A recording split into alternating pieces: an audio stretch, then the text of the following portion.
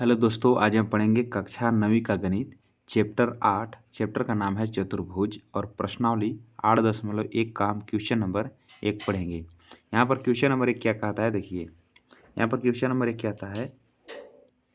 Question number 1 कहता है कि यदि एक समांतर चतुर्भुज के विकर्ण बराबर हो तो दर्शाइए कि वह एक आयत है। ये आपका प्रश्न है। तो सबसे पहले क्या करते हैं, एक समांतर चतुर्भुज बनाएंगे और उसका विकर्ण क्या है, बराबर दिया हुआ है। ठीक है, तो क्या करते हैं, तो चलिए ये मान लेते हैं कि ये जो है समांतर चतुर्भुज है, ए बी सी डी हम मान लिए, इसका विकर्ण क्या है, बराबर है। तो चलिए विकर्ण बना देते हैं। ए से खींच देते हैं ए सी विकर्ण हो गया। अब बी से खींच देते हैं बी डी, ये बी डी हो गया विकर्ण।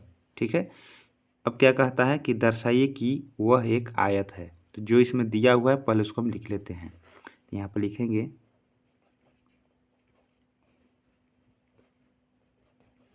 दिया है कि दो विकर्ण बराबर है, मतलब क्या दिया है कि ए सी और बी डी बराबर है। तो लिखेंगे यहाँ पर ए सी बराबर बी डी, क्योंकि ये दिया हुआ है। अब यहाँ पर दर्शाइए कि मतलब होता है सिद्ध कीजिए। तो लिखेंगे यहाँ पर सिद्ध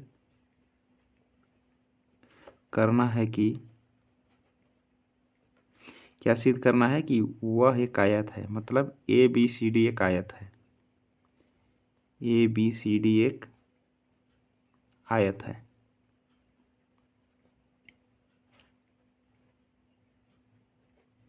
ठीक है, तो आयत को दर्शाने के लिए क्या करना पड़ेगा हमें, तो आयत का जो प्रत्येक कोण होता है ना, वह 90 डिग्री का होता है। मतलब कोण ए, कोण बी, कोण सी और कोण डी, ये चारों को 90 डिग्री आपको दर्शाना होगा।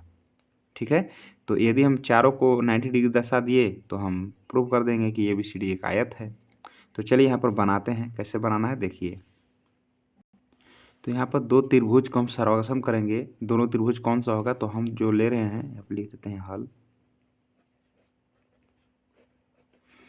हम पहला जो त्रिभुज ले रहे हैं ए बी सी, ए पूरा बी होगा ना, तो लिखेंगे यहाँ पर त्रिभुज ए बी सी तथा एक त्रिभुज इधर से ले लेते हैं जो पूरा कोण ए आ जाए, तो लेते हैं बी ए डी, त्रिभुज बी ए डी में ले लिए। इसमें देखेंगे कि दोनों त्रिभुज को क्या करेंगे, हम सर्वसम दर्शाएंगे। ठीक है, इसमें देखेंगे क्या क्या हमें दिया हुआ है। तो जैसा कि दिख रहा होगा कि देखिए A B C, A B आ रहा है, बी ए डी, इसमें भी ए बी आ रहा है। मतलब दोनों त्रिभुज में ए बी जो है उभयनिष्ठ है। ठीक है, तो लिखेंगे यहाँ पर ए बी बराबर ए बी, ए बी बराबर ए बी, लिखेंगे उभयनिष्ठ भुजा, उभयनिष्ठ भुजा, क्योंकि दोनों में है। एक एस आ गया। अब यहाँ पर देखेंगे कि इस त्रिभुज में जो है ना, दो विकर्ण बराबर दिया हुआ है, ए सी और बी डी। तो यहाँ पर लिखेंगे ए बी सी में ए सी विकर्ण है और बी ए डी में बी डी विकर्ण है। ठीक है, तो दोनों त्रिभुज में दोनों विकर्ण आ रहे हैं। तो इस त्रिभुज में आ जाएंगे विकर्ण ए सी और इस त्रिभुज में आ जाएंगे विकर्ण बी डी। ए सी बराबर बी डी यहाँ पर दिया हुआ है, तो लिख लेंगे यहाँ पर रीजन दिया है। ठीक है, दो भुजा आ गया। अब देखते हैं क्या बराबर हो सकता है इसमें। देखिए यहाँ पर ए बी सी में देखिए ए बी सी है, ए बी सी, और बी ए डी में देखिए ए डी है। ठीक है, तो ये क्या चीज़ दिया हुआ है, ये समांतर चतुर्भुज है। तो समांतर चतुर्भुज के आमने सामने का भुजा बराबर होता है, मतलब सम्मुख भुजा बोलते हैं। आमने सामने भुजा क्या बोलते हैं, सम्मुख भुजा। तो समांतर चतुर्भुज के सम्मुख भुजा क्या होते हैं, बराबर है। मतलब ये जो ए डी है ये बी सी के बराबर हो जाएंगे। तो यहाँ लिखते हैं कि बी सी जो है ए डी के बराबर हो जाएंगे। रीजन क्या देंगे कि समांतर चतुर्भुज के सम्मुख कोण है, समांतर चतुर्भुज के सम्मुख भुजा ना, सम्मुख भुजा हो गया। अब देखेंगे कि यह किस रूल से सर्वागसम हो जाएंगे। तो हम लोग जानते हैं कि ये देखिए ये त्रिभुज में तीनों भुजा और इस त्रिभुज में तीनों भुजा, मतलब एस एस एस आ गया, ठीक है ना, भुजा भुजा भुजा। तो लिखेंगे यहाँ पर कि त्रिभुज ए बी सी सर्वागसम त्रिभुज बी ए डी, इस रूल का क्या नाम हो जाएगा, तो एस एस एस सर्वागसमता नियम, नियम से ये क्या हो जाएंगे, सर्वागसम हो जाएंगे, ठीक है। तो ये दोनों त्रिभुज को हम सर्वागसम दर्शा लिए। तो हम लोग जानते हैं ना कि सर्वागसम त्रिभुज जब हो जाते हैं तो उनके संगत कोण भी बराबर हो जाते हैं। मतलब हमें क्या करना होगा, देखिए यहाँ पर देखिए ए बी सी ए वाला त्रिभुज और बी ए डी, ये दोनों त्रिभुज क्या कर लिए, हम सर्वागसम दर्शा लिए। हमें क्या करना है कि जो कोण ए है और कोण बी को हम क्या करेंगे, बराबर करेंगे, ठीक है। देखिए ए बी सी में कोण बी आ रहा है और बी ए डी में ए कोण ए आ रहा है। तो हम क्या लिख सकते हैं कि कोण ए बराबर कोण बी लिख सकते हैं। तो आप लिखेंगे कि कोण जो ए है ये कोण बी के बराबर है। रीजन क्या होगा कि सर्वगसम त्रिभुज के संगत कोण बराबर होते हैं, ठीक है। तो यहाँ पर क्या पढ़े हैं, इसका सीपीसीटी नियम बोलते हैं ना, सीपीसीटी, इसको शॉर्ट नाम है सीपीसीटी, हिंदी में बोलते हैं सर्वगसम त्रिभुज के संगत कोण बराबर होते हैं, ठीक है, संगत भाग बराबर होते हैं। तो इस नियम से जो है ना ये आ जाएंगे कोण ए बराबर कोण बी, ठीक है। अब हमें क्या करना है कि चारों कोण को आपको 90 डिग्री दर्शाना है। तो क्या करते हैं, इधर आ जाते हैं यहाँ पर,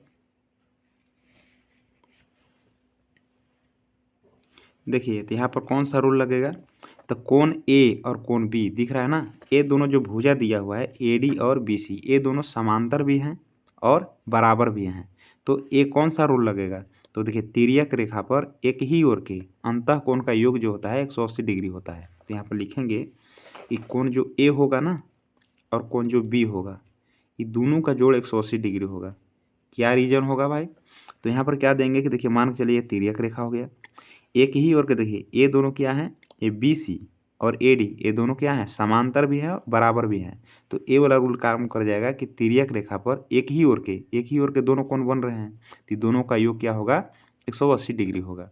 तो कोण ए बराबर कोण बी क्या करेंगे, हम जोड़ देंगे तो कितना हो जाएगा, 180 डिग्री। आपको यहाँ पर रीजन लिख लेना है। तो यहाँ पर रीजन लिख दिए कि तिर्यक रेखा पर एक ही ओर के अंतः कोण कितना होते हैं, 180 डिग्री होते हैं। मतलब ये दोनों का योग 180 डिग्री होगा, ठीक है। तब लिखेंगे कि कोण ए प्लस, देखिए कोण बी जो है किसके बराबर है, तो यहाँ पर हम देखिए लिखे हैं कि कोण जो ए है कोण बी के बराबर है, यानी बी के जगह पर हम ए लिख सकते हैं, ए के जगह पर बी लिख सकते हैं। तो बी के जगह पर हम कोण ए रखेंगे, ठीक है, क्योंकि दोनों बराबर है। लिखेंगे कोण बी के जगह पर कोण ए बराबर 180 डिग्री, यहाँ पर 2 कोण ए हो जाएगा, दोनों को जोड़ेंगे तो 180 डिग्री हो जाएगा। अब कोण ए का मान निकाल लेंगे तो 180 बटे में हो जाएगा, गुना में क्या है, 2 है, तो यहाँ पर आ जाएगा भाग में, तो 2 एकम 2, 2 से 90 बार में कट जाएगा। तो कोण ए बराबर कितना आया, 90 डिग्री। मतलब कोण ए जो है कोण बी के बराबर है, तो कोण ए बराबर 90 डिग्री हुआ, यहाँ पर कोण बी बराबर भी 90 डिग्री हो जाएगा। अब देखिए यहाँ पर हम लोग क्या जानते हैं कि समांतर चतुर्भुज है, क्या दिया हुआ है, समांतर चतुर्भुज। तो समांतर चतुर्भुज के आमने सामने का भुजा यानी सम्मुख भुजा बराबर होते हैं, सम्मुख कोण भी बराबर होते हैं। यानी कोण ए के सामने वाला कोण सी जो दिख रहा है इसको हम सम्मुख कोण बोलते हैं। तो ए के सामने वाला जो सी है ये सम्मुख कोण है, मतलब ए अगर 90 डिग्री है तो कोण सी भी 90 डिग्री होगा। तो यहाँ पर देखिए कोण ए 90 डिग्री है, तो हम कह सकते हैं कि कोण जो सी है वो भी 90 डिग्री होगा। क्यों, क्योंकि यह सम्मुख कोण है, ठीक है। उसी प्रकार से कोण बी जो है 90 डिग्री है, तो बी के सम्मुख कोण कौन है, कोण डी है। तो कोण बी 90 डिग्री है तो कोण डी भी 90 डिग्री होगा। तो यहाँ लिखेंगे कोण जो डी है ये भी 90 डिग्री होगा। ये दोनों का रीजन क्या लिखेंगे, लिखेंगे समांतर चतुर्भुज के सम्मुख कोण, क्या लिखेंगे, समांतर। तो यहाँ पर रीजन लिख दिए कि समांतर चतुर्भुज के सम्मुख कोण बराबर होते हैं, ठीक है। तो हमें क्या यही ना प्रूव करना था कि चारों को 90 डिग्री दिखाना था। दिखा दिए, कोण ए बराबर 90 डिग्री, बी बराबर भी, सी बराबर भी और डी बराबर भी। तो लिख सकते हैं कि अतः ए बी सी डी एक आयत है, आयत है, प्रूव हो गया। तो आशा करते हैं प्रश्न आपको समझ में आ गया होगा, ठीक है।